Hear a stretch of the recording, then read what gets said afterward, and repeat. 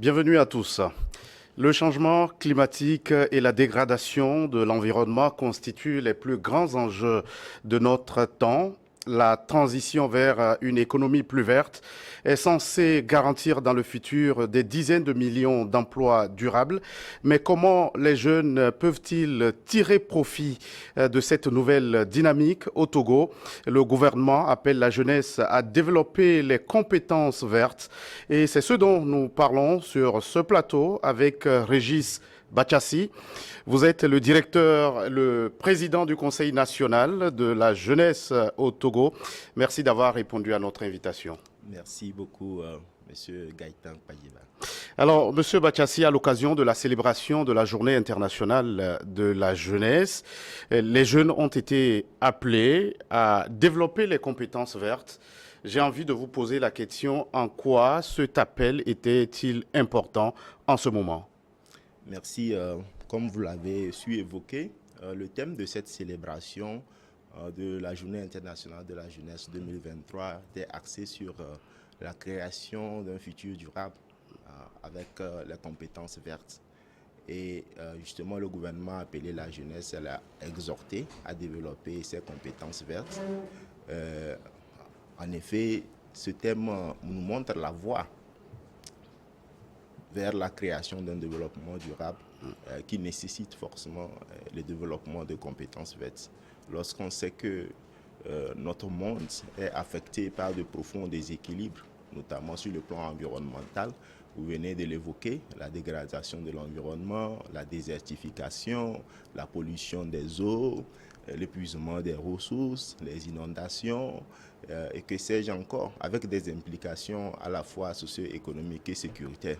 Et donc, dans un tel contexte où l'homme est appelé à se résoudre de ces déséquilibres, le développement d'un capital humain à compétences vertes devient un choix de priorité, un choix vital. Il en va donc de la survie de l'homme. Donc, d'où cette exhortation, donc l'appel à la jeunesse à investir les compétences vertes. Et quelle opportunité de formation pour cette jeunesse à développer ses compétences vertes?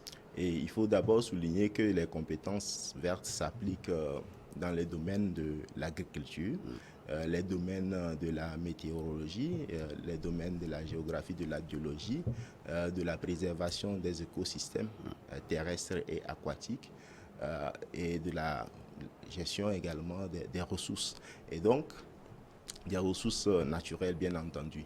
Et donc, il y a beaucoup de centres de formation en dehors des écoles que nous offrent les universités, les écoles d'ingénieurs, de sciences naturelles, ainsi les écoles de gestion des eaux et des ressources, les facultés qui sont là dans les grandes universités, les écoles d'agronomie. Nous avons des centres de formation professionnels tels que l'INFA de Tové, les IFAD aquaculture, IFAD Bâtiment. bâtiment, IFAD énergie, donc qui vient d'être annoncé.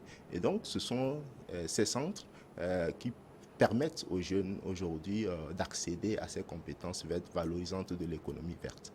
Et aujourd'hui, alors qu'ils sont invités à développer la culture entrepreneuriale, en quoi le développement ou le domaine de l'environnement, on l'a évoqué, l'agriculture notamment, peuvent-ils constituer des meilleurs atouts pour eux? Oui, l'environnement, le domaine de l'environnement, le domaine de l'agriculture sont des secteurs à fort potentiel de création d'emplois et puis offrent une opportunité, une multitude d'opportunités d'innovation dans ces secteurs. Et donc permettre à la fois donc de créer de l'emploi mais de la richesse et donc un domaine fort porteur pour l'entrepreneuriat. Quand on prend par exemple l'environnement, nous avons la production des plants, nous avons l'horticulture, en passant par en évoquant l'éco-santé, l'éco-tourisme, l'éco-mode, voire l'éco-art et pour peut-être finir avec l'économie circulaire, notamment s'appuyant sur le recyclage des matières. Et donc, c'est le domaine d'ailleurs par excellence donc, de promotion de l'entrepreneuriat social, le domaine environnemental. Et tout comme le domaine de l'agriculture, ces secteurs jouissent d'un climat favorable, donc propice au développement des activités génératrices de revenus. Et le domaine agricole, que ce soit dans la chaîne de la production, de la transformation, de la commercialisation, il y a également une multitude d'opportunités pour les jeunes en termes de filières, d'accessibilité aux filières, mais également de technologie et de débouchés. Donc, ce sont des domaines fort porteurs pour l'entrepreneuriat dans lesquels on appelle les jeunes à s'y investir. Et en tant que président du CNJ, vous avez toujours fait le plaidoyer auprès du gouvernement pour un accompagnement plus accru des projets de la jeunesse. Avez-vous le sentiment que votre appel est entendu? Oui, mais d'abord, il faudrait que je souligne que notre action et notre plaidoyer a toujours porté sur les principaux défis auxquels la jeunesse est confrontée, notamment les défis d'éducation, de formation, les défis d'employabilité, d'insertion socio-professionnelle de la jeunesse et les défis de participation au processus de prise de décision. Et nous nous réjouissons des réformes qui sont engagées, surtout au plan de la promotion d'une éducation de qualité, avec les meilleures offres de formation et la création des conditions favorables à l'éducation et au développement des compétences de notre jeunesse. Nous sommes très admiratifs de ces réformes dans le domaine. Et il faut aussi reconnaître les multiples efforts, les investissements opérés pour l'insertion professionnelle de la jeunesse, avec la batterie de dispositifs et programmes d'accompagnement à l'autonomisation des jeunes qui sont là. Mais il subsiste bien entendu des défis sur lesquels nous devons encore travailler, notamment d'accessibilité à ces opportunités, d'accompagnement des jeunes par les jeunes eux-mêmes, et les défis de financement, et les défis d'accès aux débouchés, au marché, donc pour les produits des jeunes entrepreneurs qui excellent. Et nous pensons que la tâche n'est pas seulement au gouvernement, mais également à tous les acteurs, que ce soit du secteur privé, mais également les ONG, pour accompagner cette jeunesse justement à accéder davantage aux opportunités d'insertion socio-professionnelle. Sur le troisième défi, qui est celui de la participation de la jeunesse au processus de prise de décision, ce qui m'intéresse, ce n'est pas forcément les postes occupés par les jeunes dans les instances de prise de décision au niveau local, national ou international. Mais même si cela représente quand même un enjeu important pour satisfaire un certain nombre d'indicateurs, ce qui est très important, c'est que nous avons des difficultés à réaliser, à inscrire les indicateurs sur ces questions en raison donc de la réalisation très faible dans ce domaine. Mais ce qui m'intéresse, c'est beaucoup plus la prise en compte des préoccupations des jeunes exprimées par les jeunes, leurs besoins et surtout leur inclusion dans les mécanismes et processus de participation au niveau local et au niveau national. Donc, et surtout leur apport en termes de contribution à la mise en œuvre des politiques publiques qui sont mises en œuvre en leur faveur. Alors, vous avez parlé de ces mécanismes mis en place par le gouvernement pour accompagner notamment la jeunesse, mais votre défi, vous parlez de l'accessibilité. Qu'est-ce qui freine cette accessibilité? Oui, l'accessibilité est freinée, entre autres, par parfois l'ignorance de ces mécanismes par des jeunes, notamment en termes d'information sur ces mécanismes, notamment dans les zones rurales. Et donc, ce qui fait appel à envisager donc la déconcentration, le renforcement de la proximité de l'offre de services d'emploi et d'employabilité auprès des jeunes à la base. Et également la capacité des jeunes eux-mêmes à accéder, parce qu'il faut quand même un potentiel, il faut disposer d'un minimum de compétences, il faut disposer également des projets bancables susceptibles d'être accompagnés. Il faudrait qu'ils soient coachés, ils soient formés pour justement renforcer leur accessibilité, mais sans oublier également un certain nombre de réformes qu'il faut aussi opérer dans l'écosystème de l'emploi pour renforcer l'efficacité des interventions de ces différents programmes et mécanismes d'accompagnement. Et face aux besoins pressants de ces jeunes en quête de financement pour leurs projets, que dites-vous à ceux qui sont porteurs de projets ou qui ont ces compétences vertes tant souhaitées? Et oui, vous avez dit besoin, oui, mais pressant, peut-être pas, et parce que avant que le financement peut-être ne soit envisagé ou sollicité, il faudrait quand même que ces jeunes qui disposent de ces compétences et qui sont d'ailleurs porteurs de projets puissent investir peut-être les mentorats, les programmes de mentorat, être coachés. Et je l'ai dit tout à l'heure, s'assurer de la bancabilité de leur projet. Et je pense qu'il n'y aurait pas de doute si les risques, les garanties sont suffisantes pour vraiment couvrir les risques de leur projet. Ils seront accompagnés. Je pense que je l'ai dit, il n'appartient pas seulement à l'État. Et l'État crée les conditions qui favorisent le développement de l'entrepreneuriat, de l'autonomisation de la jeunesse, l'accès à l'emploi des jeunes, mais également les autres acteurs. Tous les acteurs de Tous les acteurs de l'écosystème. l'écosystème, mais également les modèles de réussite. Je suis en train de constater que l'État travaille pour développer les champions. Donc, il faut que ces derniers également puissent se saisir de cette responsabilité de faire monter les autres, donc en les orientant, en les coachant, ce qui va être vraiment assez dégressif en termes de charges pour tout le monde. Mi-août, Monsieur Bachassi, vous étiez en atelier sur l'emploi durable au Togo, une démarche isolée, ou bien vous comptez multiplier ces initiatives à l'endroit des jeunes? Oui, je pense que ce n'est pas du tout une démarche isolée. C'était un contexte de la célébration de la Journée internationale de la jeunesse, bien sûr, mais également au-delà du fait que nous avons réfléchi sur les mesures de réforme nécessaires à la création des emplois durables pour les jeunes, qui feront l'objet, bien sûr, d'un plaidoyer pour la prise de décision.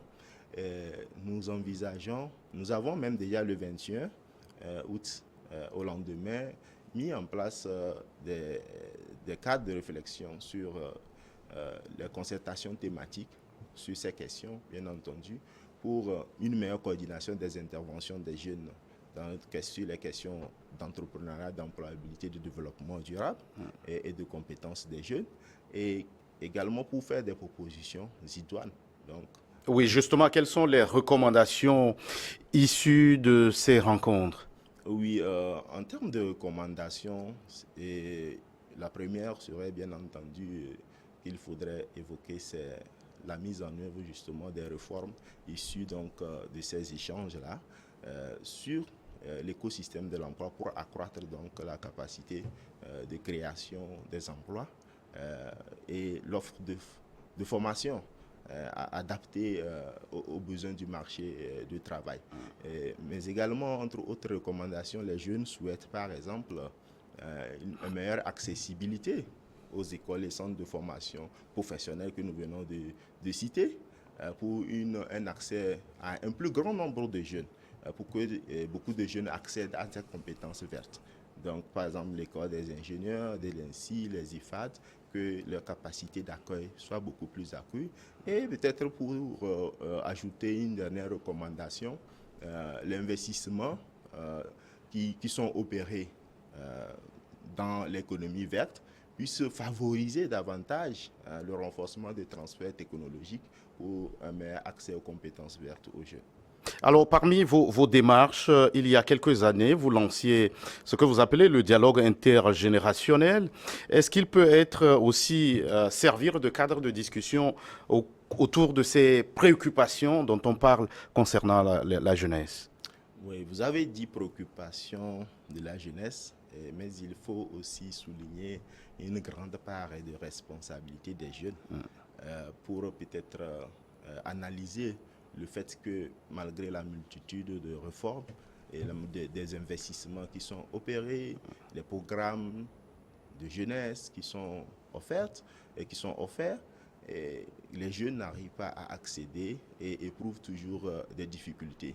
Et je pense que le dialogue s'impose comme un idéal pour une meilleure compréhension donc, des différentes parties sur cette problématique. Et je dirais même essentielle et de manière permanente dans tous les maillons de la société où se retrouvent des jeunes, pour un meilleur transfert de compétences de vie courante et professionnelle et un renforcement donc de la solidarité générationnelle. Et vous comptez aussi sur cette jeunesse pour préserver et promouvoir la paix et le vivre ensemble. Comment mesurez-vous leur rôle dans ce vaste chantier? Oui, je crois que ce qu'il faut souligner, c'est que les jeunes même doivent adopter des attitudes de paix, des comportements de paix, des comportements citoyens, par la culture de la non-violence, l'acceptation des différences, le vivre ensemble, la solidarité, mais également être des acteurs de changement de comportement citoyen dans leur communauté. Ils doivent constamment collaborer avec les pouvoirs publics, les autorités traditionnelles locales, les autorités sécuritaires pour la prévention, la gestion des conflits, mais également la veille citoyenne et sécuritaire, et s'investir également dans les activités des initiatives d'engagement et d'autonomisation pour accroître leur résilience face aux différentes menaces à la stabilité. Développement et promotion des compétences vertes auprès de la jeunesse. Si vous aviez un mot de la fin à l'endroit de cette jeunesse, que diriez-vous, M. Bachassi? Non, je dirais qu'il y a du travail, mais il n'y a pas l'emploi. Et nous sommes donc appelés à créer les conditions nécessaires pour créer de l'emploi. Et donc, le travail se retrouve dans tous les défis que nous rencontrons.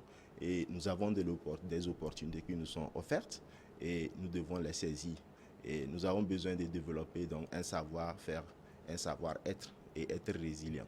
Merci. Et c'est l'appel de Régis Bachassi, président du Conseil national de la jeunesse du Togo. Merci d'être passé sur ce plateau. À vous le merci, je vous en prie. Merci à vous qui êtes restés en notre compagnie. À très vite pour un autre numéro de votre émission Focus.